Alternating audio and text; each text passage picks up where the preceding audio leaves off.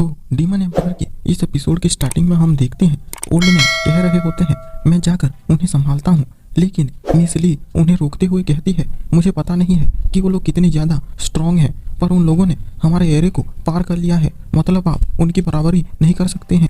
तो old man वहाँ से जाते हुए कहते हैं पास्ट में मेरी वजह से लू फैमिली बर्बाद होने वाली थी और इस बार मैं ऐसा नहीं होने दूंगा, उसके लिए मुझे अपनी जान ही तक क्यों ना देनी पड़े। तभी ही पेंग उन्हें रोक देता है और कहता है एल्डर ली, आप तो सिर्फ हमारे साथ 2 सालों से हैं, फिर भी आप अपने आप को सेक्रीफाइस कर रहे हैं।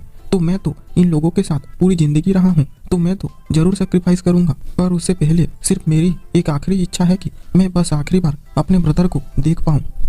और फिर मिस ली की तरफ देखकर कहती है कहीं तुम भी तो मिस लू को कहती है हाँ, मैं मेरे ग्रैंडफादर को ऐसे कैसे मरने दे सकती हूँ, मुझे तो जाना ही पड़ेगा, पर तुम मेरे लिए एक काम कर सकती हो कि जाओ फान जब यहाँ पर आ जाए तो मुझे मेरी तरफ से 2 चांटे लगा देना और कहना कि वो मुझे बचाने पर क्यों नहीं आ पाए। और फिर वो लोग वहाँ से चले जाते हैं और उनके जाने के बाद यूनहाई कहती है सिस्टर, क्या ये लोग हमारे लिए अपनी जान तक को दाव पर लगा रहे हैं।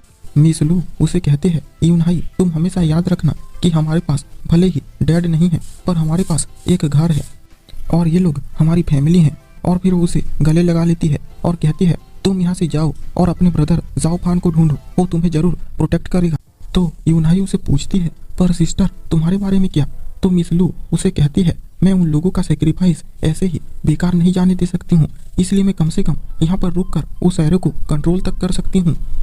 तो यूनहाई उसे रोकने लगती है, पर मिस लू उसे कहती है तो मैंने तुम्हें कहा ना, तुम जाओ और जाओ फान को ढूंढो। और फिर हम देखते हैं उन एल्डर्स को, वो लोग बात कर रहे होते हैं ये एरे तो बहुत ही ज़्यादा पावरफुल है, पर अफसोस की बात यह है कि इसे जो भी कंट्रोल कर रहा है वो बहुत ही ज़्यादा वीक है, इसकी वजह से वो इस एरे का 1% पावर भी यूज़ नहीं कर पा रहा है, वरना हम लोग तो इसमें घुस ही नहीं पाते। लेकिन तभी ही वो लोग देखते हैं कि कोई सामने से चल कर आ रहा होता है और हम देखते हैं कि ये ओल्ड मैन ली होते हैं।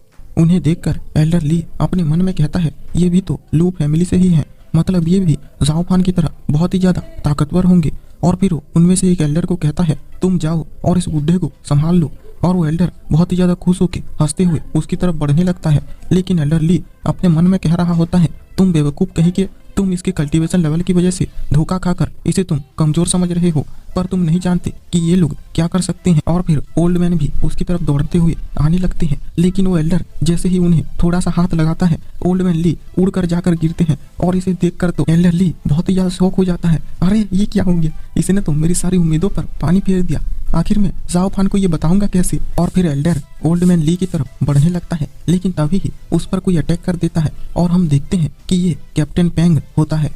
और उसके साथ ही वहाँ पर मिस ली भी आ जाती है और उसी वक्त उस एरिया में से कुछ मॉन्स्टर जैसी चीजें निकलती हैं और उस एल्डर पर अटैक कर देती हैं। और हम देखते हैं कि वहाँ पर मिस लू भी आ चुकी होती है और उसे देखकर सब लोग पूछते हैं यंग मिस आप यहाँ क्या कर रही हैं। तो मिस लू उन सबको कहती है हम सब एक परिवार हैं, इसलिए हम सब साथ में जिएंगे और साथ में मरेंगे। और फिर ओल्ड मैन पूछते हैं यूनहाई कहाँ है। तो यंग मिस उन्हें बताती है मैंने उसे जाओ फान को ढूंढने के लिए भेज दिया है और अगर वो उसे ढूंढ लेगी तो उसके साथ बिल्कुल ही सुरक्षित रहेगी। तो एल्डर ये सुन के बोलता है तो अभी भी तुम्हारा एक चूहा भाग रहा है, तो कोई बात नहीं, मैं उसे ढूंढ कर उसे भी मार दूंगा। और तभी ही कोई कहता है तुम्हें ढूंढने की जरूरत नहीं है, मैं यहाँ पर आ गया हूँ। और सब लोग उस तरफ देखकर कहते हैं यूनहाई तुम यहाँ क्यों आ गए। यूनहाई उन सबको कहता है सिस्टर मैं तुम लोगों को अपनी जान नहीं दे सकता हूँ ताकि मैं अकेला जिंदा रह सकूँ। और फिर एल्डर उसे देखता है और कहता है तो चूहे तुम भी यहाँ पर आ गए हो, और ये तो मेरे लिए और भी अच्छी बात है कि तुम लोग साथ में हो चुकी हो और अब मैं बहुत ही आसानी से तुम लोगों को मार दूंगा। लेकिन तभी ही मिस लू अपने उस एरे से उस पर अटैक कर देती है, लेकिन वो एरे उसको छू तक नहीं पाता है और मिस लू को ही चोट लग जाती है। और फिर एल्डर उसे कहता है लड़की तुम्हारा एरे तो बहुत ही ज़्यादा पावरफुल है, पर तुम्हारा कल्टीवेशन इतना है ही नहीं कि तुम इसे कंट्रोल कर पाओ, और अभी तुम्हारे पास पछताने के लिए टाइम ही नहीं है, क्योंकि तुम पछताने के लिए जिंदा ही नहीं बचोगी। लेकिन तभी ही वो लोग कुछ देखकर बहुत ही ज़्यादा हैरान हो गए होते हैं और वो लोग देखते हैं कि एल्डर ली ने उन बाकी 2 एल्डर्स को मार दिया होता है। और एल्डर ली कहता है 2 तो गए, और फिर उन दोनों की बॉडी को बिल्कुल ही तबाह कर देता है। एल्डर ये सब देखकर कहता है एल्डर ली इस सब का क्या मतलब हुआ। तो एल्डर ली उसे कहता है कमकल कही के तुम्हें अभी तक समझ में नहीं आया है, तुम बेवकूफ़ बन चुके हो और ये एक ट्रैप है। और ये सुनते ही वो एल्डर उन लोगों की तरफ अटैक करने के लिए बढ़ता है, लेकिन अचानक से ही एल्डर ली उस एरो को कंट्रोल कर लेता है और उसे चारों तरफ से पकड़ने लगता है। ये देखकर एल्डर उससे पूछता है, तुम भी इस एरो को कैसे कंट्रोल कर सकते हो? एल्डर ली उसे कहता है, बेवकूफ, मैंने तुम्हें पहले ही कहा ना कि तुम फंस चुके हो और इसीलिए तो मैं तुम्हें इस एरे के अंदर लेकर आया। और तुम्हें ये और नहीं लगा कि ये एरे इतना ज्यादा वीक कैसे है, क्योंकि इसे मैंने ही वीक बना दिया था। और अगर तुम्हें अभी भी समझ में नहीं आया है तो मैं और साफ करके कह देता हूँ, मैं लू फैमिली के साथ हूँ, क्योंकि यहाँ के जाओ फान ने मुझे खुद आकर इन्वाइट किया था और यहाँ का एल्डर बनने को बोला था। और फिर उस एल्डर को पूरी तरह से मारकर गायब कर देता है।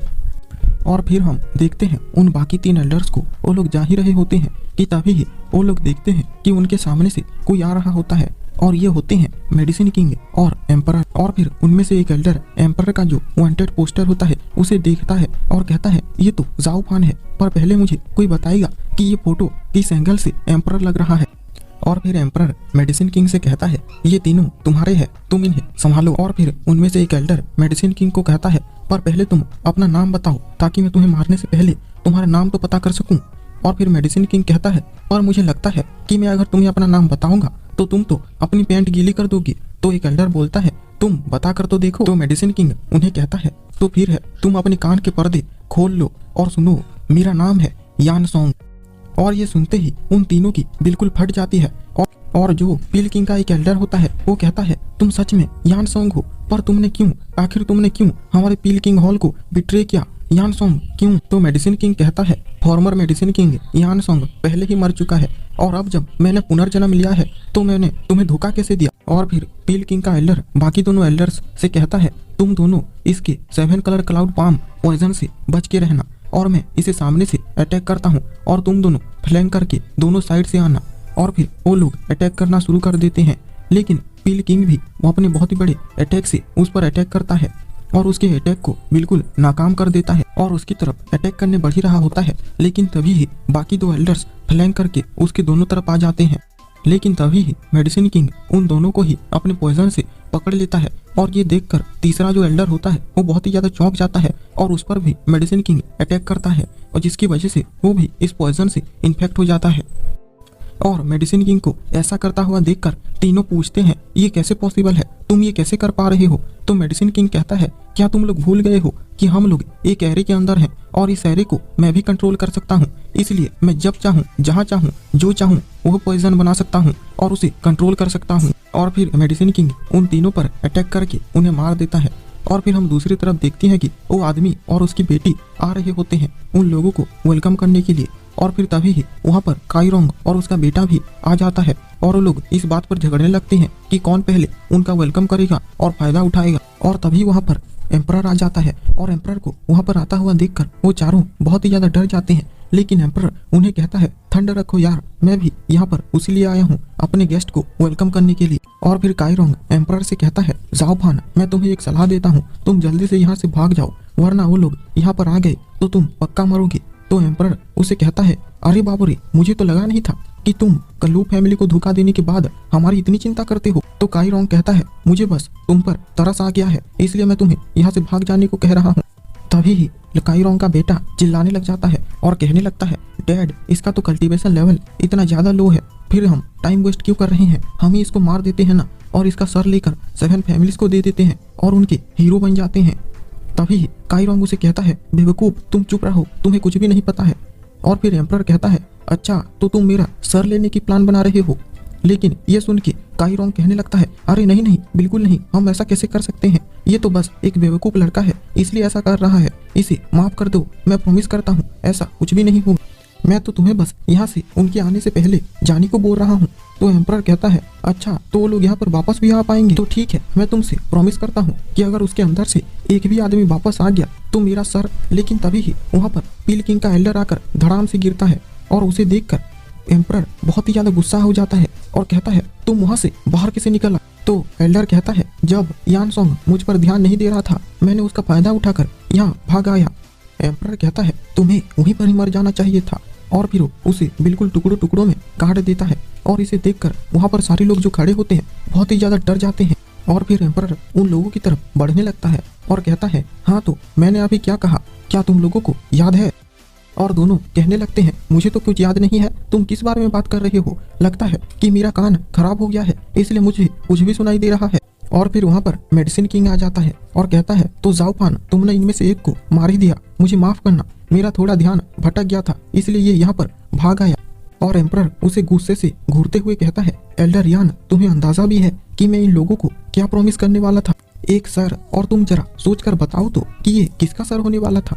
तो मेडिसिन किंग डर जाता है और कुछ सोचने लगता है और अचानक से ही उन लोगों की तरफ इशारा करते हुए कहता है, हाँ ये तो बहुत ही ज्यादा आसान है, मुझे पता चल गया, ये इन लोगों में से ही किसी का सर होगा ना। एम्परर कहता है, हाँ तुमने बिल्कुल सही कहा, अगर हमने इन लोगों को मार दिया तो ये बात तो बाहर जाएगी नहीं। ये सुन के वो लोग अपने घुटनों पर बैठ जाते हैं और उसे माफी के लिए गिड़गिड़ाने लगते हैं। और फिर हम देखते हैं कि वहाँ से कुछ लोग बाहर आते हैं और ये होता है लू फैमिली। और फिर यूनाई एम्परर को देखते ही जाकर उसके गले लग जाती है और फिर एम्परर कहता है, पेंग तुम्हें इम्प्रूव करता हुआ देखकर मुझे अच्छा लग रहा है। और पेंग भी कहता है, हाँ बिल्कुल, मैं लू फैमिली के लिए मरते दम तक लड़ूंगा। फिर एम्परर मिस ली के पास जाता है और उससे पूछता है, मैंने तुम्हें जिन लोगों को ट्रेन करने के लिए कहा था उन लोगों की ट्रेनिंग कैसे चल रही है? लेकिन अचानक से ही मिस ली एम्परर को एक थप्पड़ मार देती है और रोते हुए कहती है, तुम कमीने आते ही काम की बात करने लगे, तुम्हारे मन में एक भी बार ख्याल नहीं आया कि मैं पूछ लूं कि मिस ली अब तक क्या कर रही थी और वो कैसी थी? तो एम्परर हंसते हुए उसे पूछता है, तो मिस ली तुम अब तक कैसी थी? और मिस ली मुड़ जाती है और कहती है, तुम्हें अभी मेरी बहुत चिंता होने लगी, पर अब बहुत ही ज्यादा देर हो चुकी है। और वो लोग हंसने लग जाते हैं। और फिर एम्परर मिस लू को देखता है और उसे पूछता है, यंग मिस क्या आपको चोट लगी है? तो मिस लू उसे कहती है, जाओ फान, तुम्हारा घर में स्वागत है, और उसके बाहों में गिर जाती है। और इसी पर ही ये